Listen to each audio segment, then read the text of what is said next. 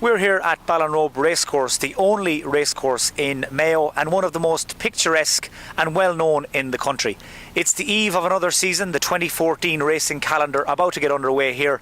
In just less than a week's time, we've come to have a look around and talk to a man who's become synonymous with Ballinrobe Racecourse over the last quarter of a century, John Staunton, the chairman of Ballinrobe Race Committee. Well, John, another Ballinrobe races season is almost upon us. 9 meetings in 2014, the first of which is on the 22nd of April. I'm sure it's a very busy time for you and a very busy time for everyone here at Ballinrobe Races.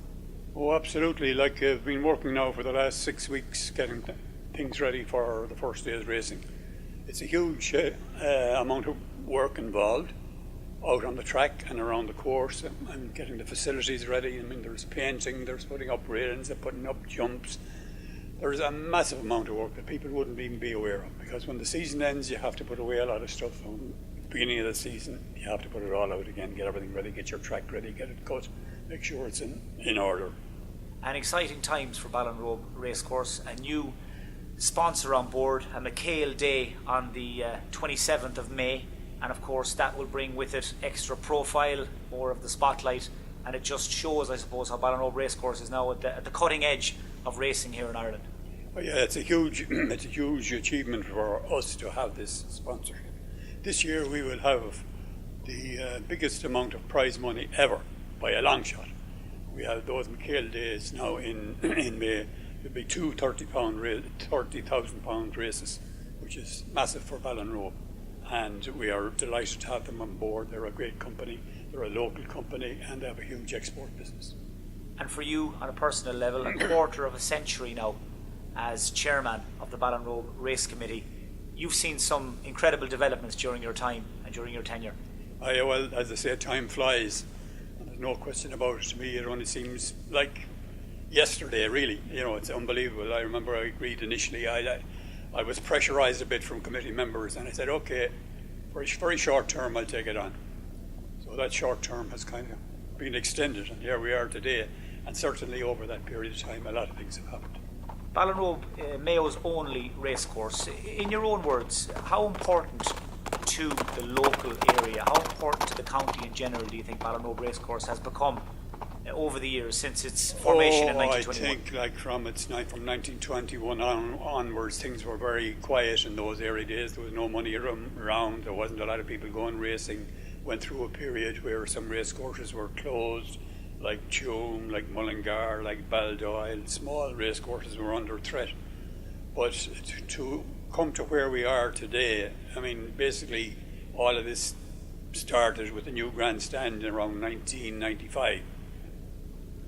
1998 was opened, the new grandstand, and every year since then there's been something happen, and we've had major developments. And to come into the racecourse today for me and see what's there, I'm wondering, am I dreaming? It's just magnificent now. So many milestones, so many great days, but if you were to pick out some personal highlights from your time as chairman, what were the particularly special days? The highlights have to be the opening days of the stand initially, and the new we had a new turnstile block, which again we replaced, and we put up the new building, which is the entrance building now. That is a massive kind of a welcome to people coming to the races. And then the Corana building where we are now, which is the weigh room, the jockey's room, the ambulance room, the steward's room, and upstairs the wonderful Corana restaurant, hospitality area. I think and the balcony outside, you can look out on the course.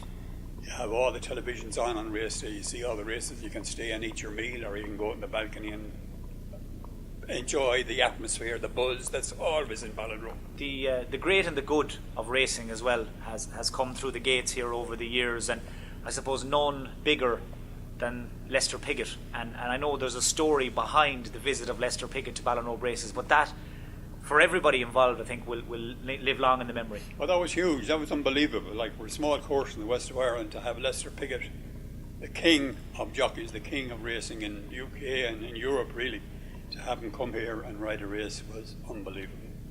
And that's what was organised through the good offices of Peter Costello, and his friends in business and in the racing world, and it was a massive achievement. It was, I suppose, the biggest day up to that in the history of the racecourse to have Leicester Piggott racing in Ballinrobe. And of course, through the years, everyone and anyone, in terms of trainers, jockeys and owners, the big names, they come here now on a regular basis, and it hasn't gone unnoticed that their feedback is almost unanimously positive year in, year out. That must be very gratifying as well, to think that the creme de la creme of the racing industry in Ireland have given their stamp of approval to what you've done here as well. Oh, it's very gratifying and it's very important, and if we didn't have what they wanted here, they wouldn't be coming here. But we can safely say that they've all been here. The flat racing, they've all been here, and thankfully we get complimented on a regular basis. And on top of that, the authorities who look after the racing, the Turf Club and the Horse Racing Ireland, always compliment us on the way the racecourse is presented and how things are run. A big thank you to that is our manager, John Flanley, and his staff, who do a wonderful job. And to be awarded the Racecourse of the Year accolade by the HRI last year, I know yourself and John Flanley went to Dublin to collect the trophy. Just the latest landmark, I suppose, in the racecourse's progress and in the racecourse's rise, I suppose, through the ranks over the years, but a huge achievement. Well, that shocked everybody in Irish racing, including ourselves, to think that we were chosen by an independent group of racecourse as Racecourse of the Year in Ireland was just beyond belief and very rewarding for us. Created a huge buzz amongst racegoers and professional race people, and naturally the people on the far side of the country were absolutely amazed that a small course could achieve this, and it was wonderful.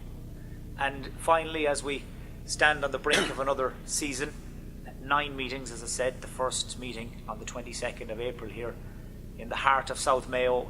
Are you as energised and as enthusiastic as ever about what lies ahead, about the season ahead? Absolutely. We're delighted to be starting another season with nine fixtures. We go from a time when there was only 1 or 2 fixtures in the year. Now we have 9, and it's spread from April to September, and we're looking forward.